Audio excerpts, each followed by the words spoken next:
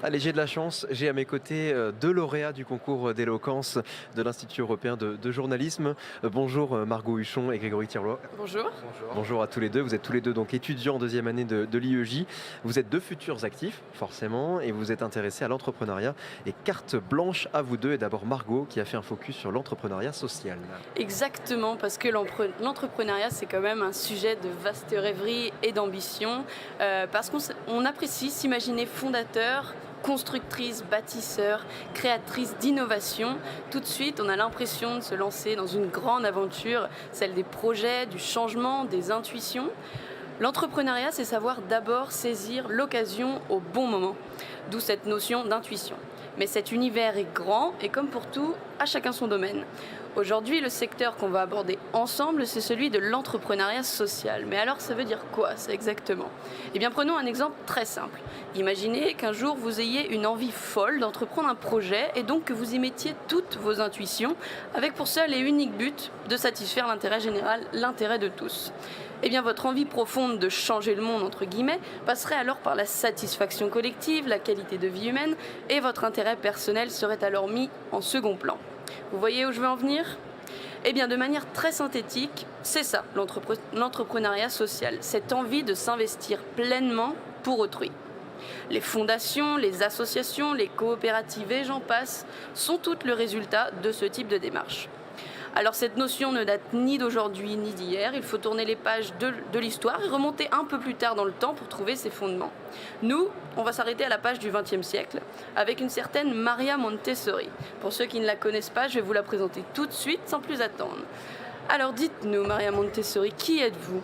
Célèbre pédagogue italienne, l'une des premières femmes à devenir médecin en Italie, curieuse de tout et persévérante. Mamolina, de son surnom, s'intéresse plus profondément aux enfants à partir du moment où elle obtient un poste dans la clinique psychiatrique de l'Université de Rome. Elle se lance alors dans une grande réflexion sur la façon dont sont soignés les enfants malades mentaux. Jusqu'ici, elle respecte à peu près le travail d'un médecin. Mais, en avance sur son temps, précurseur et avant-gardiste, Maria Montessori dit cela. J'ai la certitude qu'outre l'économie et l'idéologie, il est un autre domaine à étudier, l'homme. Le commencement de sa vie doit mobiliser la science, ainsi nous pourrons espérer créer une meilleure structure sociale. Et c'est à ce moment qu'elle entre dans une véritable démarche d'entrepreneuriat qui, comme je l'ai dit, nécessite de l'intuition et une vision sur l'avenir pour comprendre qu'est-ce qu'on pourrait changer dans ce monde. Maria Montessori, elle a choisi le domaine de l'éducation. Elle observe, élargit son champ des possibles et passe la plus grande partie de son temps à se projeter dans le monde de demain, tout en cherchant à éduquer les générations futures. À Rome, le 6 janvier 1907, dans le quartier de San Lorenzo, elle concrétise sa pensée. Elle crée sa première école où elle enseigne sa méthode, la pédagogie Montessori.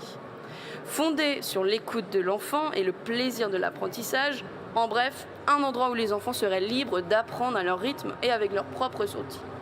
Et alors, avec cette école nouvelle, eh bien, la pédagogue italienne offre un très bel exemple d'entrepreneuriat social. Pourquoi? Eh bien parce que selon sa vision, l'enfant est comme le sauveur de l'humanité, ce qui correspond à cette notion de changer le monde, comme je l'ai expliqué au début, puis parce qu'elle a compris où réside l'avenir, où réside l'innovation, dans les jeunes générations. Et d'ailleurs, elle affirme « N'élevons pas nos enfants pour le monde d'aujourd'hui, ce monde n'existera plus lorsqu'ils seront grands ». Avec la création de la pédagogie Montessori, eh bien cette femme fait passer l'intérêt collectif avant le sien, car intuitivement, elle agit pour favoriser la qualité de vie humaine de tous. Maintenant, si on se remet à la bonne page, allez-y, refaites un bond dans le temps, revenez à notre époque. En 2019, la pédagogie Montessori, ça représente quoi? Eh bien, ça représente près de 200 établissements partout en France et à l'étranger aussi, ils sont États-Unis, Chine, Inde et bien d'autres pays. Alors cette femme, cette médecin, cette pédagogue, cette Maria Montessori, elle est peut-être l'une des avant-gardistes de ce type de démarche sociale. Elle a compris qu'agir avec ses convictions, ses valeurs, ses observations, ce n'est pas se tromper, c'est la garantie de la réussite. Accorder une pleine confiance aux enfants, ce n'est pas chose facile, je vous l'accorde, mais au fond, eh bien, elle a su les considérer comme ses collaborateurs. Et il est là le point en commun entre la dynamique montessorienne et un entrepreneur, la confiance en l'autre et le travail pour l'autre. En fait, Maria Montessori, elle est à l'éducation ce que l'aspect social est à l'entrepreneuriat, c'est-à-dire totalement indispensable.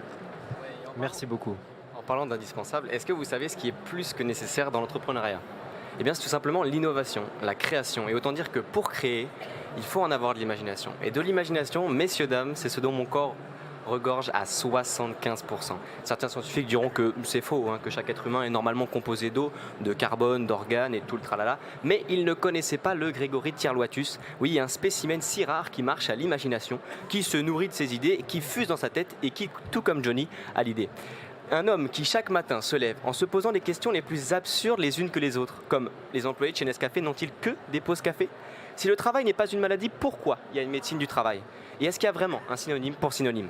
Enfin, de l'imagination tellement débordante qu'un jour je me suis imaginé parler devant des entrepreneurs à l'Accor Hotel Arena pour le plus grand rassemblement d'entreprises d'Europe, alors que le seul business que je n'ai jamais eu, c'est la vente de bracelets en caoutchouc dans le collège de ma ville qui me rapporta 12 euros. Étant novice du coup dans le sujet, je me suis donc penché sur la définition même de l'entrepreneuriat, car moi aussi, je veux marquer l'histoire de mon empreinte. L'entrepreneuriat, c'est donc la capacité pour un individu de créer de la valeur en utilisant de la main-d'œuvre et du matériel réunis dans une structure d'entreprise. Mais oui, évidemment, la création de valeur, voilà ce qui fait un bon entrepreneur. C'est bon, j'ai compris. Moi aussi, je vais me lancer dans cette grande aventure. Je vais créer mon entreprise. Alors, d'après le site commentgagneurmax.com, il faut 4 étapes pour bien réussir son entreprise. Première étape, le leadership. Pour le leadership, c'est pas très compliqué, il suffit de faire des promesses, tout le monde vous suit et vous écoute, comme quand en CM1 pour les élections de délégués, j'ai promis à toute la classe un séjour sous le soleil de l'île Maurice, et finalement on a passé 3 jours sous la pluie à Saint-Gilles-Croix-de-Vie en Vendée, à visiter le musée de la pantoufle et de la Charentaise et à chercher des bulots pour le bonheur de Kevin, mon bras droit, lors des élections qui adorait les crustacés en tout genre. Deuxième étape, c'est l'étude de marché. Et oui Margot, que serait un bon entrepreneur sans son étude de marché? Je vous le demande. Pour les plus amateurs d'entre vous, qu'est-ce qu'une étude de marché? Eh bien, tout simplement une étude dans laquelle vous obtiendrez des informations primordiales sur l'industrie dans laquelle votre projet va évoluer, les tendances, les taux de croissance, les concurrents, et surtout en découdre un business plan. Qu'est-ce qu'un business plan? Eh bien, c'est un résumé clair et précis de votre activité dont le but de collecter des financements de la part d'investisseurs. Et pour cela, il faut que notre projet soit innovant. Et ça, c'est notre troisième étape. Oui, l'innovation. Ah, ça c'est mon point fort. Innover, créer, faire ce qui n'a jamais encore été fait. Bon. Revoyons ensemble ce qui fonctionne en ce moment. Les émissions d'aventure, type koh-Lanta ou Pékin Express, les téléréalités, type Les Anges ou Secret Story, et enfin les jeux vidéo. Et si on combine les trois, qu'est-ce qu'on obtient?